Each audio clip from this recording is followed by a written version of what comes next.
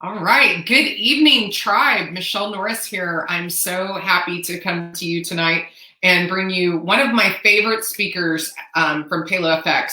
Um, Dr. Perlmutter probably talks about my favorite topic. And one of the reasons that it's my favorite topic, is the brain, is that Keith and I both found out recently that we are both APOE 3/4. And this is a gene SNP for early onset Alzheimer's. And so you can either be APOE 3/4 or 4/4. And both of these have a slightly higher risk of getting Alzheimer's than the average person. So one of the things that I love about him coming to Paleo F is that I get to learn really great ways to really enhance my brain health. I have two grandmothers that both died of Alzheimer's. And so I definitely want to do all the things that I can to keep from getting that. So I've loved having Dr. Perlmutter come to Paleo F to discuss all the brain stuff that he knows. And I am really honored to bring him to you tonight for us to really talk about what's happening right now with COVID-19 and how your brain health affects your immunity. And so Dr. Perlmutter is a 5-time New York Times bestselling author. He is a board certified neurologist, and hold on, sorry, I've got my stuff all in the wrong place. He serves on the board of directors and is a fellow of the American College of Nutrition. I'm really honored to have you here tonight, Dr. Perlmutter. Well, Michelle, I'm thrilled. I know we were going to be together in Austin, but the world threw us a bit of a curveball, and we're making lemonade. Amen. Amen. So why don't we jump right into it? Because I know we've got a lot of stuff to cover and want to make sure that we make the most of the time here. So let's talk about first, obviously, the paleo diet. How does the paleo diet and the way that you eat and your nutrition play a role in your immunity and how this could help you with regard to COVID-19? Well, first of all, I think that one of the important concepts here is that our first line of defense is our gut bacteria. Our microbiome is there standing ready to protect us. And, as it relates to this COVID-19 situation, it's been said in the past, as it relates to football, that your best defense is a good offense. We don't yet have a meaningful offense. We don't really have any weapons as yet, although we'll hopefully have time to talk about what's being developed. But we have to work on D. We have to work on our defense, and that's our immune systems. And we really understand that the gut bacteria and its metabolites and its genetics play important roles in balancing our immune system and allowing us to have a robust defense, and also in limiting inflammation. And I think that becomes very important as we recognize that moving along in terms of symptoms with COVID-19, that inflammation around day 10 can be a turning point either in one direction or the other. We call that the Cytokine Storm, and I think we'll have some time later on to talk about that. But when we value the gut bacteria, we, I think, are really valuing our input into immune competence. And I think you're saying here on the crawler underneath the screen, resiliency become hard to kill. And that's where it begins with our gut bacteria. Even today, I mean, I created a video. Somehow I'll try to post it. I'm not sure how to do that. I'm going to post it right here in the comments. And everyone that's watching, if you're watching, please, if you have a question for Dr. Perlmutter, put it in the comments and I'll be sure to bring it up. Oh, there it is. Good. So that's a video that I created that really talks about some of these interesting observations. Why is it there's such an incredibly low rate of infection in Haiti and in sub-Saharan Africa? And, my belief is that these are people with very good, very diverse, very strong microbiomes. Why? Because they haven't lived in a very hygienically sanitized environment their whole lives. And I learned that many years ago when I went to Haiti a couple of days after a major earthquake, and we were operating on patients in the most primitive of conditions, and then using a UNICEF tent for recovery after doing, aggressive amputations, etc. We didn't have any infections. So immunity to me seemed really kind of related to the fact that these individuals had challenged their immune systems their whole lives. They had a lot of parasites. They had a lot of helminths or worms. And we call this concept the hygiene hypothesis, whereby early life exposure to challenges, germs, if you will, may actually build a more robust immune system. Having said that, we know that the westernization of our diet, the adoption of a diet that's high in sugar, processed carbs, ultra processed foods, and devoid of foods that are high in fiber, quality meat and animal products, if that's your choice, and catering to ourselves with things like acid blocking drugs and non-steroid anti-inflammatories. These are important touch points that have a huge role to play in terms of the health and functionality of the gut bacteria. And let me remind the viewers that the gut bacteria plays a central role in immune function, which is why we are getting together tonight to talk about what is our best defense. So in moving forward, then, we need to ask ourselves, what are the best dietary recommendations for a more robust and functional immune system? And it starts with the gut bacteria, meaning a diet that's very rich in fiber, and especially what we call prebiotic fiber.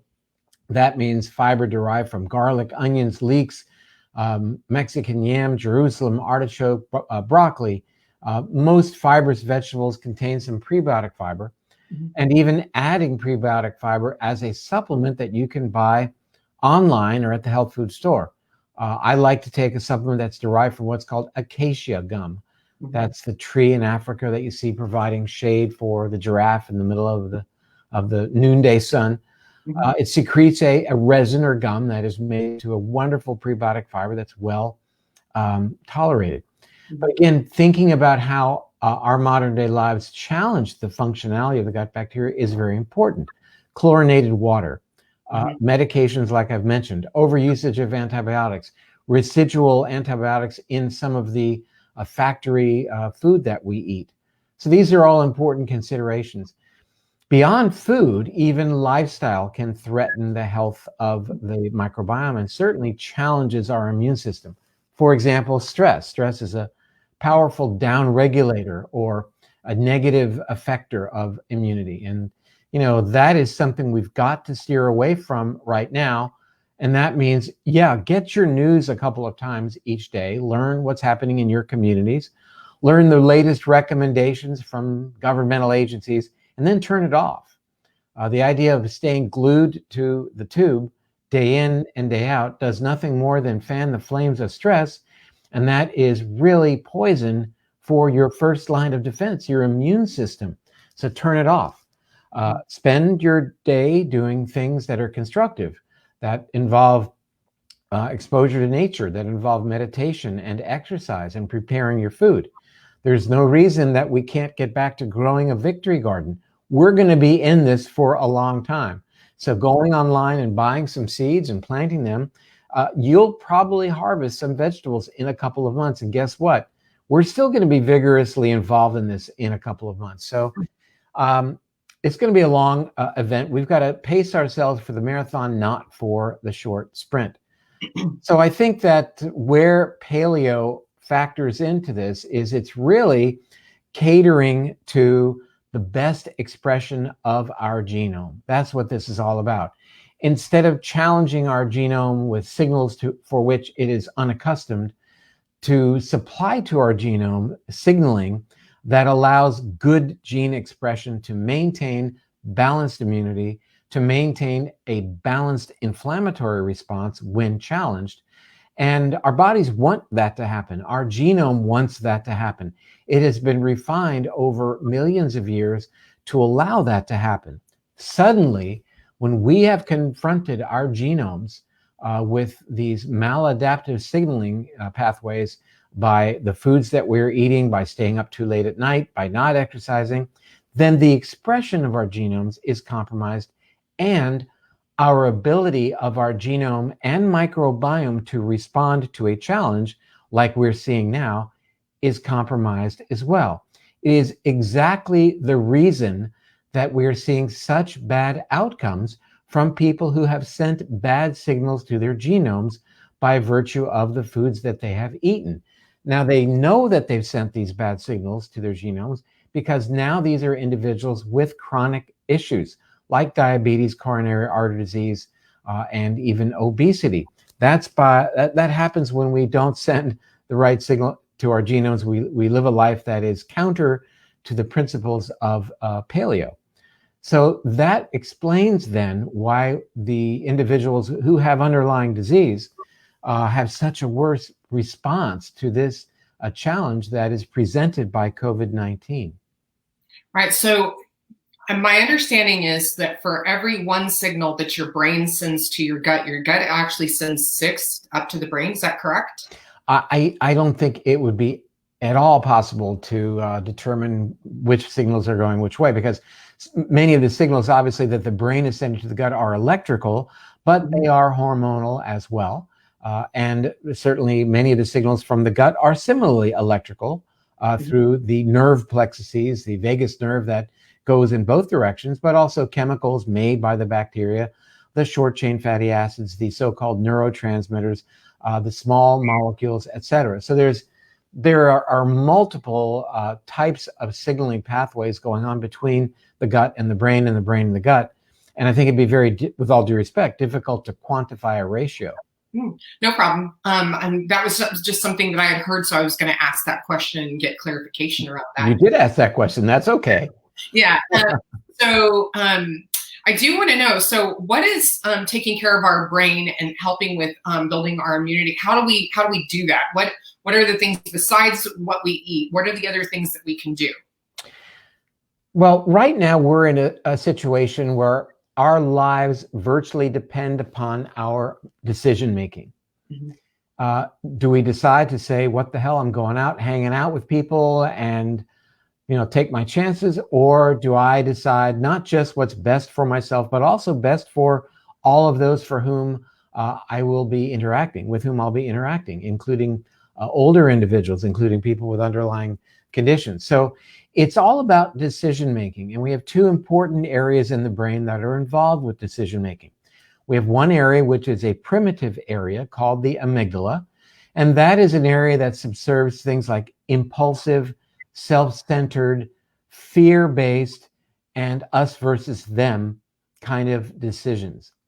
Now, that is in contrast to a more advanced part of the brain called the prefrontal cortex that sits up here behind the forehead. And that is a part of the brain that's involved in forward planning, forward thinking, thinking of the consequences of our choices, thinking of the consequences of our choices, not just for ourselves, but how that might play out for other people. In other words, empathy. And we live then in this balance between short-term impulsivity and long-term appropriate planning. It's clear that many of our lifestyle choices will influence which part of the brain is leveraged most as it relates to our decision making. We can virtually choose how we make our decisions, which part of the brain do we use. If we don't get enough sleep, if we eat pro-inflammatory foods, if we're not exercising, if we're not expressing gratitude, if we're not exposing to nature, these things tend to lock us in to the amygdala, to a more primitive type of decision making that's impulsive, that thinks about today or at most tomorrow, that doesn't really recognize implications of our choices long term. It's like mom and dad decided to leave to go away for the weekend and left their teenage kids in charge of the house along with 20 of their closest friends. That's not going to work out really well. The adults right now especially need to be brought back into the room to help with the decision-making processes. So what do we do? And this is all in our new book, Brainwash. This is what I was planning to present at Paleo FX in Austin, but anyway, we're presenting it now, so there you go. Here we are. So what do we do? And I think, we have a 10-day program that looks at all of the things that we can do that we present in Brainwash for bringing us back into connection. In other words, fighting off what we describe as disconnection syndrome. But you know what? It's not necessary that we have to do all of these things. If we can get our foot in the door and make better decisions, then the next round of decisions will be better as it relates to making better lifestyle choices. For some people, it might be as simple as getting a good night's sleep. We know that when you do not have a good restorative night's sleep, your amygdala, your impulsive, self-centered fear, us versus them part of the brain is lit up, increased in its activity by around 60%. So just to get started, concentrating on a good night's sleep is really fundamental. A low inflammatory diet, as I described earlier. Contact with nature, either getting outside or even growing something inside, an herb garden, or even photographs of nature, all work to help reduce stress levels, to help reduce inflammation, and help with our decision-making process. Keeping a gratitude journal, for example, also a powerful thing that we can do. And I think certainly one of the most powerful tools that we have to calm down the amygdala and allow us to be more thoughtful in our decision making are things like meditation and prayer. Who knew? I can tell you who knew. Lots of Christians. Definitely something that has been part of my life and part of my journey is definitely lots of prayer. I know the other part of that is, of course, too, is that all of these things also help downregulate your central nervous system, which most of us are in fight or flight right now, constantly kicking up all those stress hormones that also, my understanding is they also decrease your immunity as well, or they can downgrade your immunity. Yeah, I think not central nervous system. I think you're probably talking about the sympathetic nervous system. Yeah. And that has been called the fight or flight. And that's a direct superhighway into the amygdala. So people with, their sympathetic nervous systems lit up are functioning from the amygdala. And we all go there once in a while. And it's reining that in that really is a skill that you can develop. I talk in Brainwash about an experience I had in Costco where somebody was giving me a hard time about the fact that my wife, we were standing in line. She had gone to get a few extra things. She does that. We're still in line. We weren't even at the checkout yet. And the guy behind her just laid into me. And, truthfully, I was fine with that. I'm not fine, but I took a deep breath and centered and didn't listen to him. But the part that got me was he started to verbally abuse my wife. That was too much for me. But fortunately, I know this anatomy, I know the physiology, and I said, my amygdala is lit up right now. I'm about to do something that's not good, thinking of the long-term consequences. So I reined it in, took a deep breath, count to 10, whatever you need to do, and moved on. And, I think there's some advice there because we're going to have some very big challenges moving forward. This whole experience with coronavirus has only just begun. We're in the opening credits right now. The movie hasn't even started. And it's very, very important right now for people to rein it in and to realize we have to make important long-term decisions. It was just decided today that Florida needs to be in lockdown, which is a wonderful decision. Is that a hardship for people with businesses? Absolutely. But it is the way long-term to get them back to work sooner than later. If you don't do it now, if people are still allowed to go to the beaches and do all the things that they were doing, it's going to protract this and make it a much more challenging thing to come out of. So it's about making decisions with bringing online the prefrontal cortex and thinking about the future. Looks like we've got all kinds of questions. When you're done, you let me know. We'll scroll through these. It's funny because one of the jokes that we have is that somebody has to be the prefrontal cortex in the room at all times somewhere. That's right. Not to say there's not a time for the amygdala. The amygdala is what allows you, when you're backing out of your driveway and looking at the rear view camera, when there's suddenly a kid on a tricycle, you don't have to think about the long-term consequences of lifting up your foot off the accelerator and putting it onto the brake. No, you instantaneously hit the brake and then you realize what in the heck just happened. Oh, how did that happen? That's reflexive. That's the amygdala kicking in, and it saved somebody's life. So that's the upside of acting by impulse power. So, but we don't want to make those kinds of decisions as it relates to lifestyle and food choices, especially. Right. Okay, so we have a question. Do you think we need to be keto and fast 16 plus hours to boost immune system if we are already metabolically healthy? I know prolonged fasting 16 plus hours can cause downstream effects for women. I think it's a very excellent question. We do a Facebook Live at 5 p.m. Eastern every day. And on Sunday of last week, we did a 24-hour fast with thousands of people because what we're trying to do, there are many, many things. We're talking about insulin sensitivity and glucose levels, you name it. But the real mission there was to augment immune function. So is 24 hours enough? I think some people would say you need at least 36 hours. I know that's what Dr. Peter Attia has said.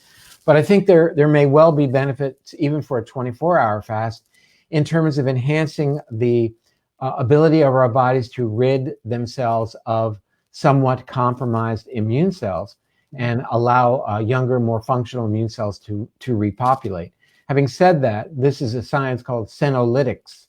Seno meaning old, lytic meaning getting rid of, or lysis. And there are actually some nutritional supplements that are purportedly able to do that. One of them is called Fisetin, Fisetin, available online, many brands out there. And it is derived from strawberries. I take that myself. I take 500 milligrams each day.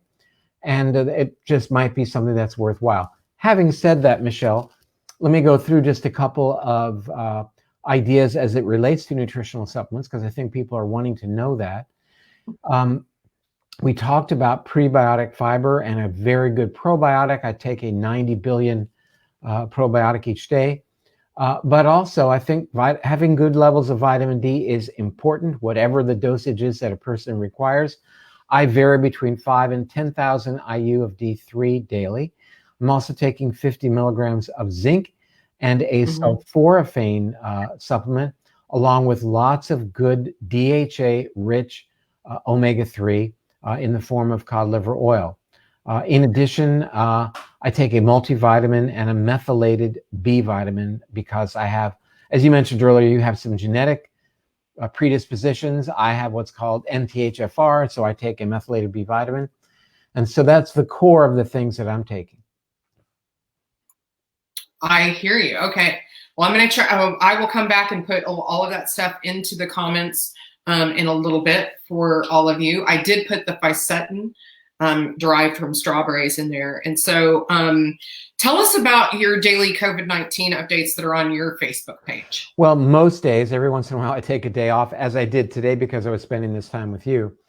But we do a 5 p.m. Eastern live interactive. I do the news first. I talk about latest developments in drug research, vaccine research. What are the latest recommendations in terms of wearing a mask, for example? Is that a good idea or not? And and so I do this every day, and it's interactive. And we have 40, 50,000 views. One day, I can't figure out why we had 114,000. I don't think I spoke about anything that was really different, but I guess maybe there was nothing else on TV at the time. Who knows?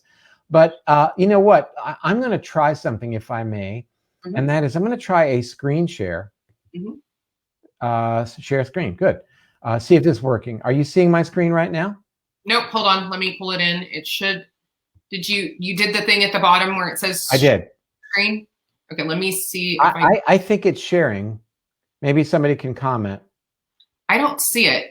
Because usually I get it's pulled into the stream, so I connect it into the stream, and it's not. Stand by.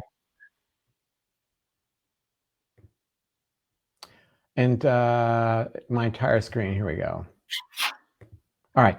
Well, I am going to try to share. I don't know if it's somebody should probably tell us if it's working. I'll try application window. Ah, here we are. Share. Beautiful. Tell me if that. Yes. Is that sharing now? Yeah, it Great. is. So this is an interesting report out of that came from Worldometer, which is where I get a lot of information. It's actually derived from Johns Hopkins. And this is an interesting graph that looks at the rate of increase, daily increase of coronavirus infections in comparison of countries using masks and countries not using masks. And if you look at the no masks countries, by and large, you see Spain, the US, Switzerland, the United Kingdom, the rates of increase are pretty steep. When you look at the countries over here on the right that are using masks, like South Korea, Japan, Singapore, and Hong Kong, you see a much more flattened slope of the line. To be fair, South Korea, huge testing programs, stringent case isolation. Japan, strong social norms around obedience and mask wearing. They've always done that. Singapore, strict quarantine rules, etc.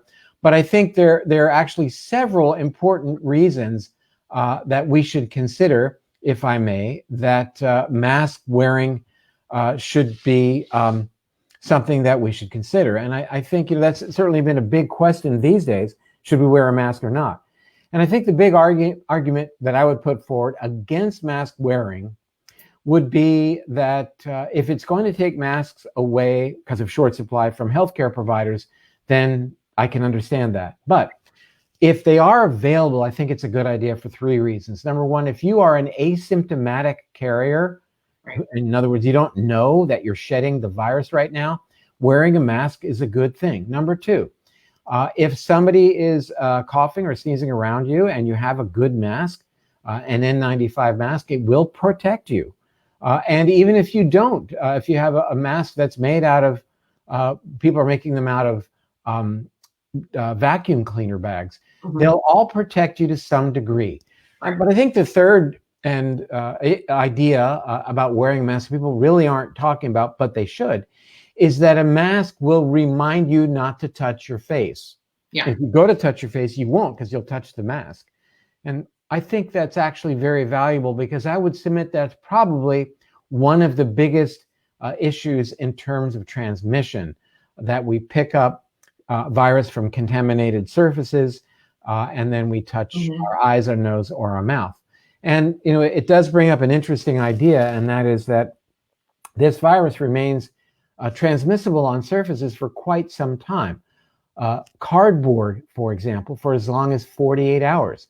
Now, that package may have left Amazon 3 days ago, but it was handled 15 minutes ago by the delivery person to your home. That individual may be wearing gloves and may be handling a lot of different packages and doorknobs and doorbells and you name it. So I think first, consider that it may be a source of virus, and leave it outside for a day or two.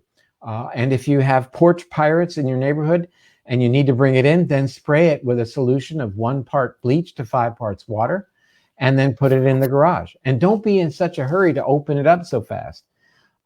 Even the mail you have to think about. So getting those packages into your home quickly is something we should avoid. And by all means, don't open stuff in the kitchen. Create a routine whereby things are quarantined before they come into your home. Great. So I guess we can take some more questions, or Michelle, whatever you'd like to do. I'm going to look and see what we've got. We've got a lot of people like putting people's names to come on board. I just put that 1 part bleach, 5 parts water to disinfect packages that are delivered. Yeah, there are a lot of things that we can use. Lysol works. Alcohol works as long as it's greater than 70%, which means not vodka, which is maximum I saw was 80 proof. That's only 40% alcohol. But, remember there was something called 151 back in the day, and that's still around. That's by definition 75% alcohol. So there are a lot of things out there that we can use. And I want to emphasize that really this idea of washing our hands with soap is absolutely dialed in. Why? Because the virus is enveloped in fat. It's a fat bilayer with protein. And we know that soap disrupts fat. That's why we use dishwashing liquid to cut the grease. So the idea of scrubbing your hands, washing your hands for 20 seconds with a lot of foamy soap is a good thing. And I frankly think that's a good idea for vegetables as well. Today, we received some organic cucumbers, radishes, I don't think we got tomatoes today, but they would be certainly able to do this. And I scrub them in the garage in a bucket of soapy water and then let them dry. And I don't feel any concern about bringing them into the house. Same thing with tomatoes. So think about that. You want to be eating vegetables if you're going to try to keep your microbiome healthy. So there are safe ways to go about that. Okay, someone's asking, does eucalyptus work as a disinfectant? I don't know if it is. I published a list of 150 disinfectants on, I think, day 2 of our coronavirus update. So that will be on David Perlmutter, MD, on Facebook. And I published it. And actually, you know where you can find it? We have a whole coronavirus section on David Perlmutter, MD. No, I'm sorry. drperlmutter.com, drperlmutter.com. Maybe you can type that in. Just go to the coronavirus section. Every study that I mentioned is there in its full form, including a resource for all of the commercially available products that work as a way of rendering the virus inert. We don't want to say killing the virus. The virus isn't actually alive. So it's not about killing it. It's about rendering it unable to infect. Awesome. So, and that's something I guess that I didn't realize until just now, that a virus isn't actually alive. So, really interesting, because, there's lots of people that are always talking about killing the virus. So. Well, I mean, I guess, it is a bit of semantics, but, to be alive, an organism has to metabolize and it has to reproduce. And truthfully, the virus is unable to reproduce.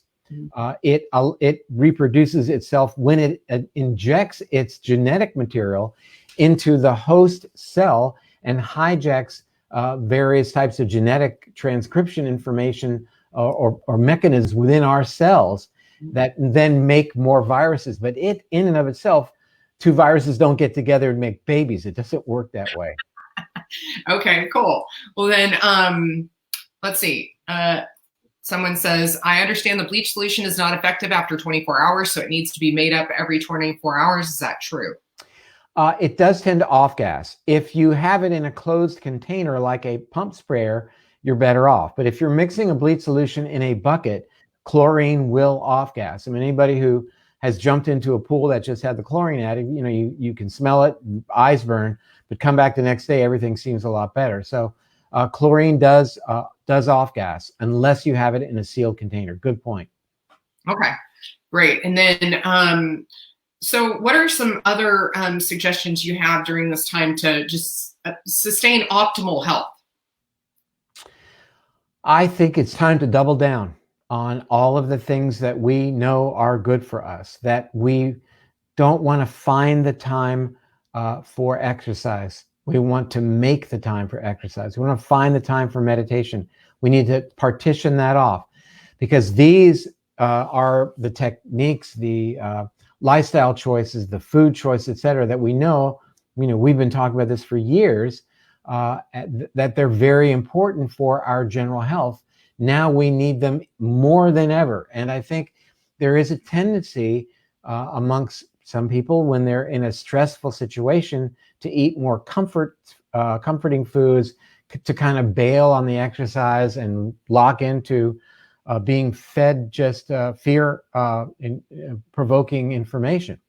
So I think now is the time to double down. When you recognize that the people who are having the worst time in terms of survival are those with chronic underlying conditions, it means inflammatory conditions. We're talking about coronary artery disease and diabetes, and the rest of the inflammatory conditions that are, according to the World Health Organization, the #1 cause of death on our planet. And they are, along with being older, the #1 associated cause of death as it relates to COVID-19. Now, we cannot change our chronological age. I'm 65. If you look at the charts, I'm about a 10% risk of dying, from 8 to 10% risk of dying if I get COVID. That's like 1 in 10. Yowzer.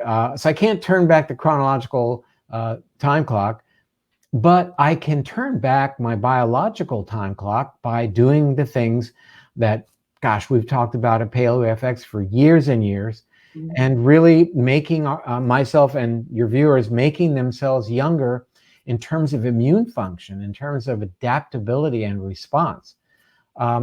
It is, something to consider that suddenly, when the virus came to America, we were dumbfounded because there were so many 20 to 56-year-olds ending up in the hospital. Right. And that was very challenging because, the statement was made, I can't imagine why this is happening in America to these younger people, because they're young and healthy. Mhm. Well, the reality is America's youth, by and large, are not young. They're young, but they're not healthy in comparison to other countries. We have high rates of obesity, high rates of type 2 diabetes in younger people these days. I'm not pointing fingers. I'm simply stating the facts from the CDC. Mhm. We know that overall obesity rates in America are really high. Obesity rates are around 32% in rural America and about 27% in urban America. That's obesity. That's just not overweight. That's a very high body mass index. Recent reports indicate that if your body mass index is greater than 40, you have a dramatic increased risk of dying from this experience. So in many ways, our lifestyle choices have sort of set the stage for what we are seeing now in terms of who's doing well and who's not doing well. That I saw that a lot of the numbers, there were also, it was a high number of smokers. As you would expect. I mean, Okay. this coronavirus attaches to Yeah. the ACE2 receptor, which is represented in two places primarily, in the lungs and in the gastrointestinal system, which explains why it is such an aggressive pneumonia when it happens, and how patients can very quickly go into adult respiratory distress syndrome, which is often a fatal event. Right. 70 to 80% of people who go on a ventilator die. So yeah, it's great that we're having this call for ventilators, but understand that these people are very, very sick by the time they are put on a ventilator, and only 20 to 30% of people survive. And in addition, which is complicating the issue, is typically before COVID-19, a person in an intensive care unit, having been in an accident or having had a heart attack or a stroke, whatever it may be, the average time on a ventilator was 3 to 4 days. Now we're seeing people on ventilators for somewhere between 11 and 21 days. And what that means is these ventilators are really being used for a long time. So, it's very, very, very aggressive and very protracted as well. Okay. We had a question. If you buy produce and keep it in a spare fridge for 2 to 3 days, is it safe to just rinse it off like normal before using? Well, I would rinse it before you put it in the refrigerator. I think the last thing you'd want to do is to put contaminated anything in the refrigerator. So, or freezer for that matter. I mean, think about it. What does a virologist do with his or her specimens? They put them into the deep freeze because they want to study them in a month or a year. So you don't want to put anything that's potentially contaminated in the refrigerator or the freezer. These things need to be taken care of first as best you can, and then put them in wherever you're going to put them. I enjoy oat milk with my morning coffee. And when I get that, that gets a spray from the Clorox solution in the driveway, and then it's hosed off, dried off, and put in the refrigerator. You do the same thing with milk. If you buy eggs, and understand they're coming in a cardboard container that might have been stocked on the shelf that morning, so you need to be suspicious of that. My recommendation is that when eggs come to your home, you take them out of the cardboard container and then you wash them and put them into a bowl, or save the cardboard container from last time, and then just when you're out of eggs, you recycle it. So there you go. But cardboard is very suspicious. Plastic, as much as 3 days, can contain infective viral material. So we need to think about that. Yeah, your Amazon package arrives on your front porch and it's cardboard, but the tape that seals it is plastic. Right. And am I sounding germophobic? I sure hope so. Okay, so one person wanted a little bit of clarification. If it's not alive, why do people say that it lives on the surfaces of anything that is not our body? Please answer this. Again, it's nomenclature and semantics. It's not actually a living organism. It doesn't reproduce on itself, and it doesn't metabolize. It doesn't use fuel for energy. It's basically RNA or genetic material in an envelope, and it's just breathtaking in its precision and its stealthiness. It gets into the body, attaches to a specific receptor, and then injects its genetic material into the cell, and then hijacks our reproduction aspects within our cell that allows it to make more of itself, to create its new envelope, and then it's extruded. I mean, it's beyond science fiction. Well, I have one question, because one of the things that I've heard a lot of people talking about is the concern that, okay, once we get through the COVID-19, is that one of the things that we need to be concerned about is the mutation of the virus. How does that happen? How does a virus mutate? This virus, like any virus, like a flu virus, for example, wants to do everything it can to survive. And it's always mutating. Many of those mutations happen and lead to a virus that's not able to continue on, that doesn't have the ability to replicate. In fact, perhaps most of those mutations are useless. But every once in a while, a mutation happens. For example, a mutation that causes this virus to make us want to cough. Why do we cough when we get this virus, or a cold or influenza? Because that somehow allowed that virus to spread. No pun intended, it's absolutely breathtaking to consider that this is constantly happening. Now, the concern about this coronavirus mutating is much as our concern has always been about the influenza mutation. That we have influenza every year, and there are two things that really tend to mutate. There's hexosaminidase. There's an H and something called neuraminidase. There's an H and an N, and they can spin the dials between number 1, number 2, etc. When we happen to get the H1N1 mutation, that seemed to be a lot more aggressive. So that was a concern. Looks like you will develop an immunity if you get COVID-19 against this specific strain of COVID-19. But if it mutates and comes around again next year, you may just be at risk just all over again. So, right. The idea of creating a vaccine a year to 18 months from now is interesting, but it may well be that by the time that vaccine comes out and is available, that we've got a new player, a new sheriff on the block. And so that's, what we've been trying to do all these years, not myself, but researchers have been trying to develop a flu vaccine every year.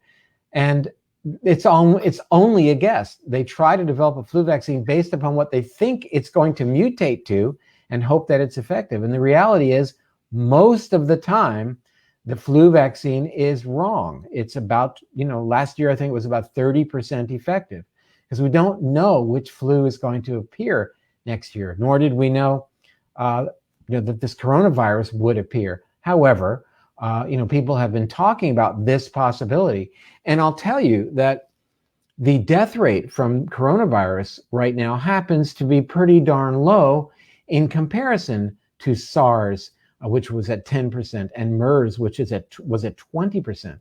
So this is, comparatively quite low, but it's highly infective, far more infective than the common flu, and far more lethal by a factor of around 10-fold in comparison to the common flu, which has a mortality rate of about 0.1%. Hang on, I have somebody that just asked a question. My daughter started having trouble breathing, tightness in chest, couldn't get a full breath, no fever, stuffy nose. Is that how corona is displaying itself in children? Doctor prescribed an inhaler and steroid, but didn't test her.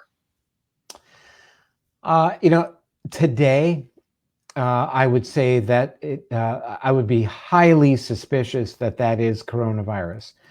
These days in America, I would say almost a coronavirus until proven otherwise.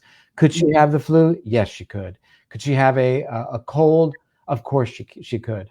But I would say that child or anyone should probably be treated in such a way in terms of isolation as if she or he has it. I don't know if it's a he or she. But and I would watch that person extremely closely because what can happen is things could be things can go downhill very, very quickly. And you know, it looks as if it says the doctor prescribed an inhaler and a steroid but didn't test her. It might well be that the doctor couldn't test her. Most of the information we're hearing from emergency rooms is that people seem to do worse, at least adults, when they've been receiving steroids. So one of the emails from a colleague in emergency room was, by all means, tell outlying doctors in clinics to hold back on the steroids for the time being. So I don't know if this person actually saw this physician, and in which case his or her analysis, I'm sure, is important. But these days I'd be very, very concerned. Yeah. And then this one, if a member of the family gets COVID-19, how do we take care of the rest of the family to protect them? The person needs to be isolated, and that means in a room by him or herself. And you know, the question becomes, if this is a home with central air conditioning, is there a risk if that air is piped out into the main air conditioning and then piped into other rooms? Most of the research that has come out of China, even sampling the air in hospital wards where there are coronavirus patients, indicates that the level in the air is almost undetectable, but they were able to find virus on the air conditioning grates and filters and things like that.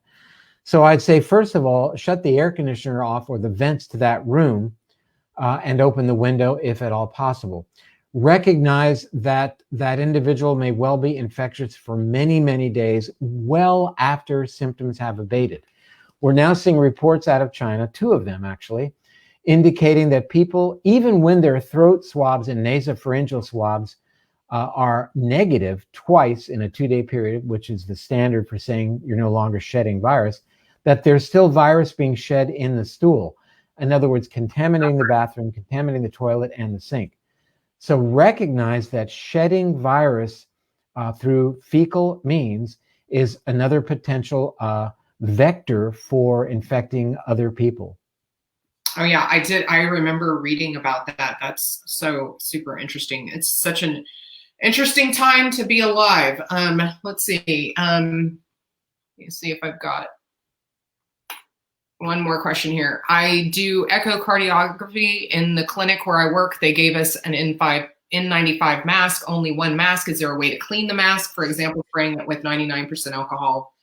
The answer is, unfortunately, I've reviewed all of the techniques that have been described, from using a Clorox to alcohol to microwaving, steaming, and they all work to some degree, but they compromise the mask by increasing its permeability or by reducing its ability to bind things that the N95 is able to do, like viruses. So it would be better than nothing, but it's a tough call. It's a very tough call.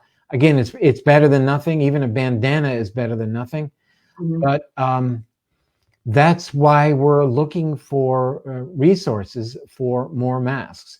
50% of the N95s on the planet are made in China.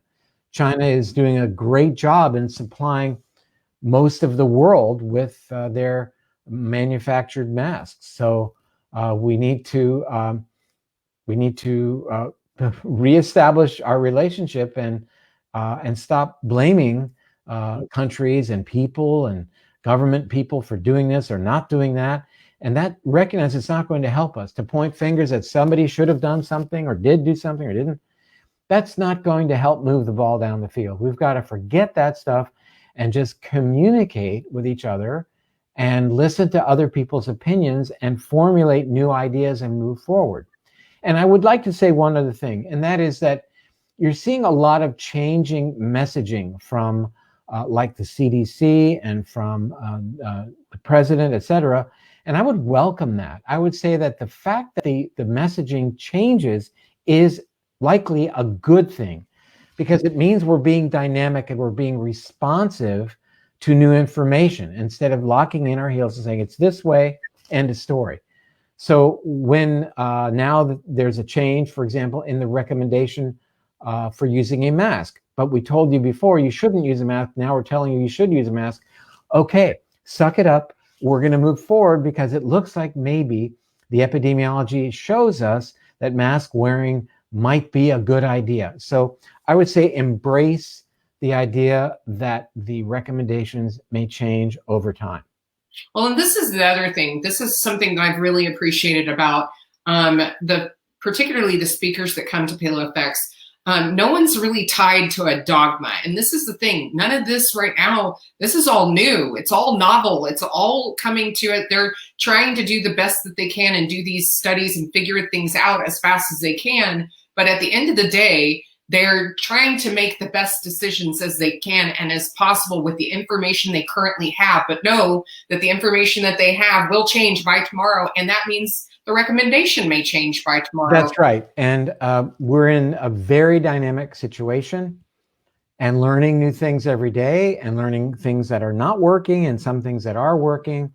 And that's good. We've always in America been good at that.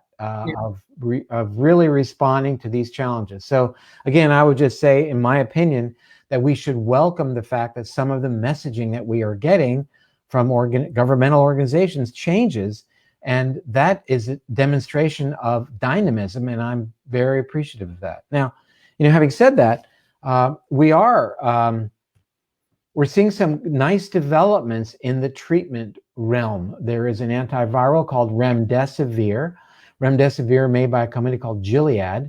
And Brigham and Women's Hospital just yesterday announced that they have had approval to study this remdesivir in 600 patients.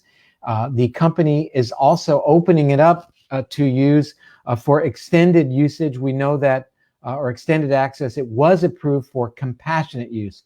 Compassionate use means that I'm standing at the bedside, nothing that I can do is going to help a patient.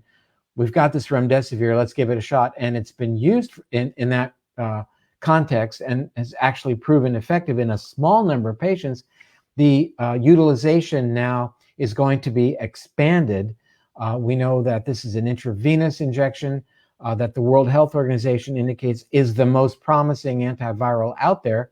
It was originally developed for treatment of Ebola.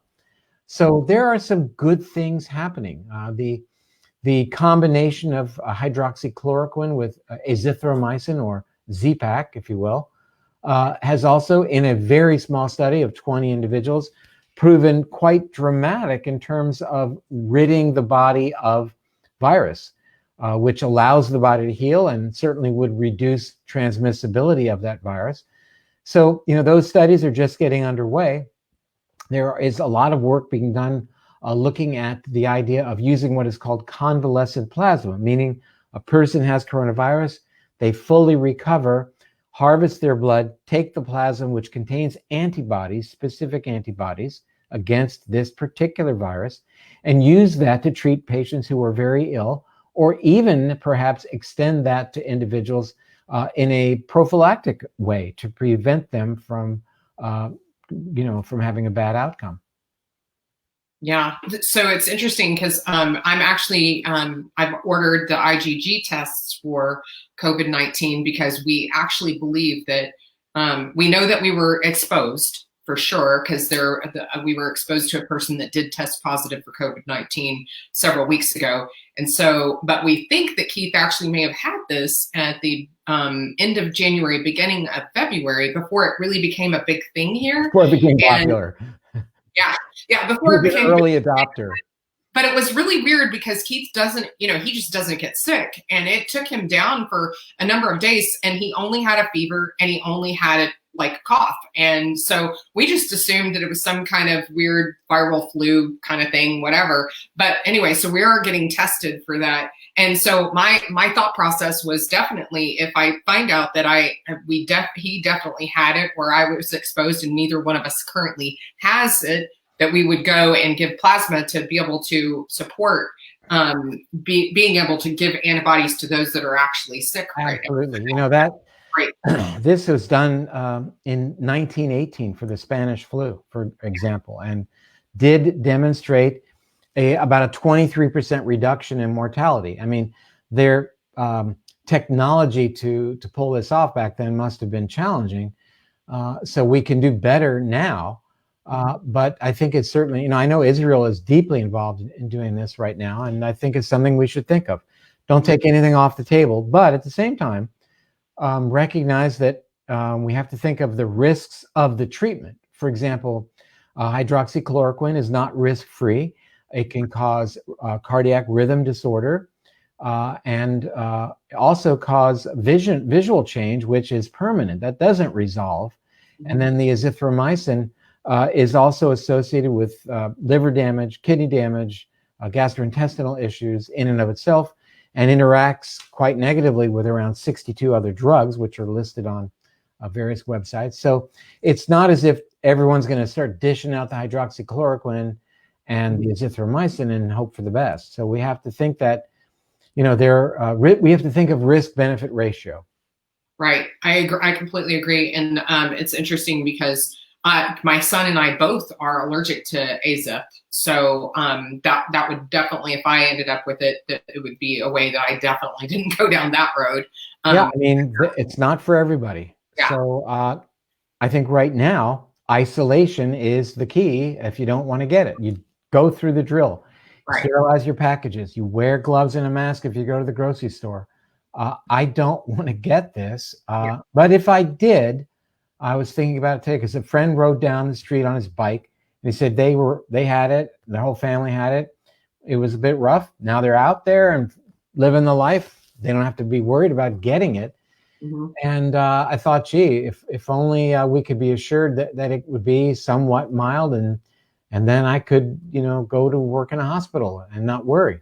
Right. Oh, man. Interesting times for sure. I really appreciate you coming on tonight. I want to be really respectful of your time. I appreciate you've spent about an hour with us, and tell me. I wanted to ask you. You're going to be launching Science of Prevention in September, on September the 9th. Can you tell us a little bit about that to let us know what that is? Sure. So Science of Prevention deals with Alzheimer's, and I think in your setup today, you'd mentioned that. And it really is getting out the information that our lifestyle choices affect our brain's destiny. I mean, people know that exercise is good for the heart, and we can have stronger bones if we do weight-bearing exercise, and ketogenic diet is effective in reducing our risk for high blood sugar and a treatment for diabetes. But you know what? There are a lot of things that we can do to reduce our risk for Alzheimer's disease, a disease for which there is no treatment. Mm-hmm. So that's what that's all about. We've assembled a team of world-class researchers and clinicians. I think you had Dr. Dale Bredesen scheduled to present, or he may have presented already. Yeah, he was scheduled to present. Mm-hmm. Yeah, and a brilliant researcher at UCLA. And these individuals all showed up, and we recorded them, and they imparted some just breathtaking information. So September should be a good time when this current issue has settled down and we can begin to focus on other health-related issues. Yeah, I will be happy for that. I will definitely be happy for that. So thank you so much for coming on. Y'all, if you are watching on replay, please put your questions in the comments, and then we will get you the information to be able to go over. And actually, I think the link might already be there. Dr. Perlmutter usually does a daily Facebook Live on his page. David Perlmutter, MD on Facebook. And I think that link is in the top of the comments. Great. You can find that. And then if you're watching in replay, please just hashtag replay. And if you know somebody that this information could help, we really would appreciate it if you would share it with them. Because right now, I think having really great information is so key for keeping ourselves out of that fear and having knowledge and just knowing how to move forward and not be in a fear-based, because like Dr. Perlmutter said, this is actually will reduce your immune system, and you don't want that, not now. So thank you guys so much. Thank you, Dr. Perlmutter, for coming on. Thank you, Michelle. Thank you for having me. So appreciate you. And you guys, I will see you tomorrow morning. I will be with Hal Elrod, the author of Miracle Morning, and you won't want to miss that. So come join me then. Thank you. Have a great night.